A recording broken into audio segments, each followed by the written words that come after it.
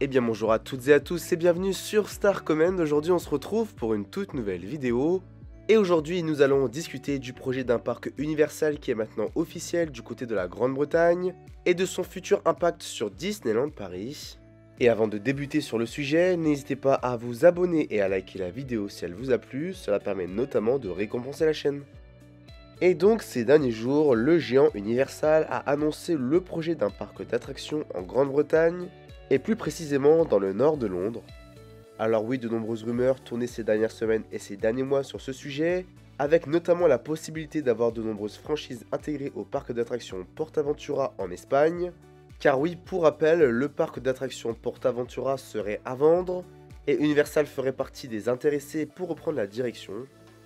On précise d'ailleurs que Universal Studios est à l'origine de l'ouverture de PortAventura en 2002 jusqu'en 2004. Mais ici n'est pas le sujet car nous allons nous concentrer sur le projet d'un futur parc Universal Studios en Angleterre. Une chose est sûre, c'est que nous aurons le retour d'Universal en Europe et ça c'est une bonne nouvelle. Alors que peut-on réellement espérer pour ce nouveau parc en Europe, franchise Harry Potter ou encore Nintendo? Réponse dans cette vidéo. Concentrons-nous premièrement sur l'emplacement de ce futur projet Universal en Angleterre. La franchise américaine a annoncé ces dernières semaines l'acquisition de terres à 1h30 de Londres, et plus précisément dans la ville de Bedford. Point positif pour cet emplacement, il est situé à plus de 30 minutes de l'aéroport de Londres Luton et de plus d'une heure à Londres Heathrow. Et pour ce qui est de la superficie des terres achetées par Universal Studios, ceci comprend 200 hectares. On a très clairement ici la possibilité d'avoir un resort avec un parc d'attractions et plusieurs hôtels. Mais on peut d'ores et déjà se poser la question, quel genre de franchises seront disponibles dans ce projet de futur parc? Et pour cela, nous allons prendre en exemple les différentes franchises présentes sous forme de land dans les parcs Universal Studios à travers le monde. Commençons par l'une des franchises les plus appréciées par le public, il s'agit de la franchise Harry Potter, qui est déjà présente dans plusieurs parcs Universal Studios à travers le monde. On note d'ailleurs que les studios Harry Potter de Warner Bros sont situés à plus de 30 minutes de l'actuel emplacement d'un futur parc Universal Studios. Cependant, à ce stade, Universal n'a toujours pas acquis les droits sur cette licence en Grande-Bretagne. On suivra donc les différentes annonces sur ce sujet, mais il est difficile d'imaginer un parc Universal en Grande-Bretagne sans la franchise Harry Potter. Si celle-ci sera bien présente dans ce parc, nous aurons très certainement la même extension que les autres parcs Universal Studios à travers le monde, c'est-à-dire l'école de Poudlard avec son fameux château.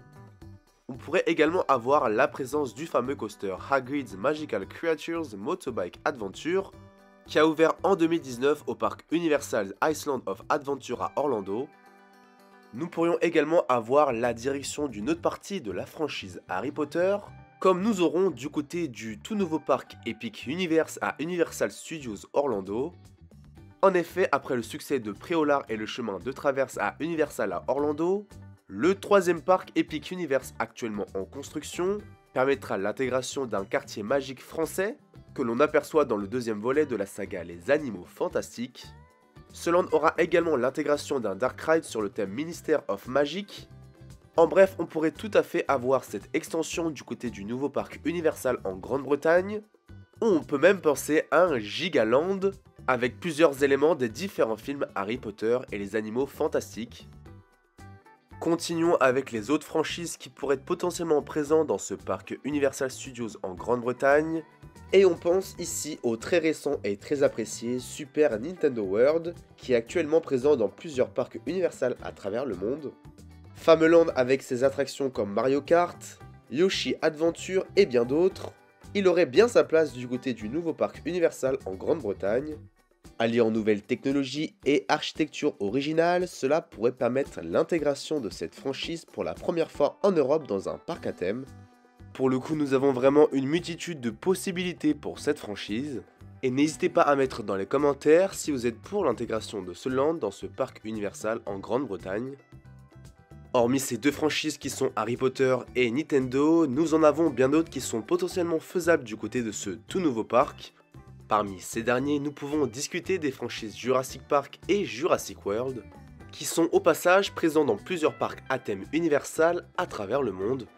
Avec par exemple le récent Flume Ride du côté de Universal Studios Hollywood, qui est très apprécié par le grand public, ou encore le plus récent Jurassic World Velocicoaster, qui est à la côte du côté du resort Universal à Orlando. Nous avons clairement ici un sacré potentiel avec cette licence, qui serait vraiment un bon atout pour ce parc. Autre ajout qui pourrait être intéressant, il s'agit d'un potentiel land sur le thème mignon, qui est de plus en plus présent dans les parcs à thème Universal à travers le monde. Autre point positif qui est extrêmement intéressant, Universal possède la franchise DreamWorks, qui est très connue pour ses différents films d'animation. Parmi ces derniers, on peut noter Shrek, Dragon ou encore les Trolls qui pourraient être potentiellement présents dans ce nouveau parc. Nous pourrions également avoir d'autres franchises telles que Transformers ou bien d'autres. Une chose est sûre, c'est qu'il y a une multitude de possibilités pour Universal afin de préparer au mieux son intégration en Europe. Discutons désormais de la faisabilité de ce projet et nous avons plusieurs informations qui ont été révélées par Universal Studios. Premièrement, avec l'acquisition des terres et les différentes preuves que nous avons, cela laisse penser qu'à l'horizon 2030, le seul complexe de parcs à thème Universal Studios en Europe sera situé en Angleterre et plus précisément à Capston Hardwick. Et pour appuyer ces différents détails, le porte-parole de Universal Studios Destination Experience a précisé, je cite, « Nous avons récemment acquis des terrains à Bedford et sommes aux premières étapes de l'exploration de leur faisabilité en tant que site potentiel pour un parc et un complexe à cet endroit. » Il précise également, je cite, qu'il faudra de nombreux mois avant que nous soyons prêts à prendre une décision pour avancer et nous nous réjouissons de collaborer avec toutes les parties prenantes pertinentes de la communauté locale. Nous avons donc ici un projet qui est en première phase de développement et qui pourrait permettre, comme nous venons de le voir, l'intégration de franchises très connues de la part du grand public. Et donc on peut désormais se poser la question, est-ce que l'apparition d'un concurrent comme Universal en Angleterre peut venir faire changer les choses du côté de Disneyland Paris? Eh bien globalement la réponse est oui. Cela reste un avis personnel, mais avec la concurrence féroce présente notamment aux États-Unis, entre les resorts de Universal Studios Orlando et Walt Disney World Resort, on pourrait potentiellement retrouver cette même forme avec Universal Studios en Grande-Bretagne et Disneyland Paris en France. Alors bien entendu, nous n'avons pas ici la même situation géographique, et ces deux resorts ne seront pas situés sur le même territoire, mais tous ces éléments pourraient globalement permettre à Disneyland Paris et son resort d'accélérer les différents projets qui sont en développement en interne pour être à la hauteur de la concurrence, et donc pour attirer des clients et prendre une nouvelle part de marché, ou pour tout simplement dissuader certains publics de visiter Disneyland Paris et non Universal Studios en Grande-Bretagne. Le resort parisien pourrait avoir un budget beaucoup plus conséquent pour ses extensions, et on pense notamment au projet de troisième parc. Car oui, si certaines personnes l'ont oublié ou ne le savent pas, celui-ci est toujours sur la table et très certainement en discussion en interne. On pourrait donc espérer l'apparition de nouvelles franchises du côté de Disneyland Paris dans ce troisième parc, avec bien entendu la présence de projets originaux, ou encore de reprendre certains lands qui sont très appréciés dans les parcs Disney à travers le monde. Nous pourrions également espérer de tout nouveaux projets pour les Walt Disney Studios, mais également pour le parc Disneyland qui en a cruellement besoin. Une chose est sûre, c'est que Disneyland Paris saura faire face à une concurrence potentielle avec Universal Studios en Grande-Bretagne, comme elle le fait actuellement avec des concurrents comme Europa Park et PortAventura en Europe.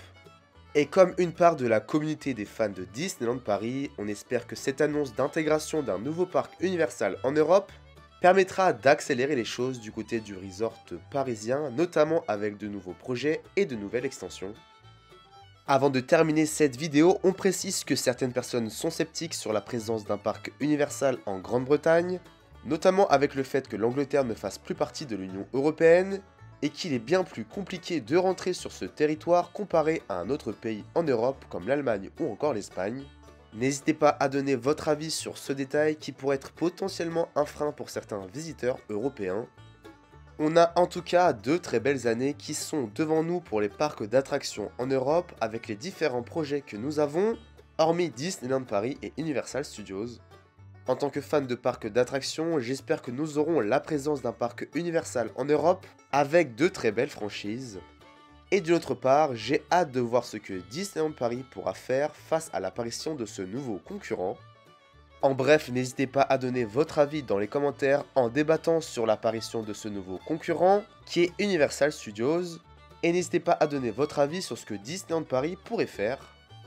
Pour suivre les différentes actualités en direct des parcs d'attractions, n'hésitez pas à vous abonner à la chaîne, mais également à nous suivre sur les réseaux sociaux avec notre compte Instagram world-des Disney. Voilà, maintenant moi je vous dis à très bientôt pour une toute nouvelle vidéo. A plus!